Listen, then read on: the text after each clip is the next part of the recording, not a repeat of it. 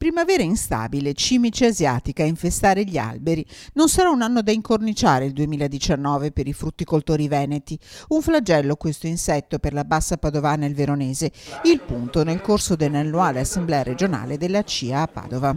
È proprio un flagello di Dio, la Regione fa quello che può, nel senso le risorse che ha messo a disposizione è riuscita a trovarle nei vari capitolati di bilancio, è riuscita ad estrapolarle, ma in realtà questi 4 milioni di euro sono niente rispetto alle centinaia di milioni di euro che abbiamo solo in Veneto come danni. Un'emergenza pronta a estendersi al Trentino e all'Emilia Romagna che apre una serie di problematiche anche per i consumatori. Ci sarà tutta la questione del comparto dei dipendenti, di chi lavora nell'indotto, ivi compreso poi anche il materiale, la materia prima che verrà a mancare da mettere nei banchi dei supermercati della grande distribuzione. Quindi il rischio poi di contratti che si aprono con l'estero e di merce che entrerà nel nostro territorio. Un'agricoltura che spinge sulle nuove generazioni ma che si trova a fare i conti con le difficoltà di un sistema paese che non programma e con la volatilità dei prezzi della materia prima a livello internazionale, quella di cui oggi si è discusso. Non c'è una prospettiva di stabilità, non c'è un governo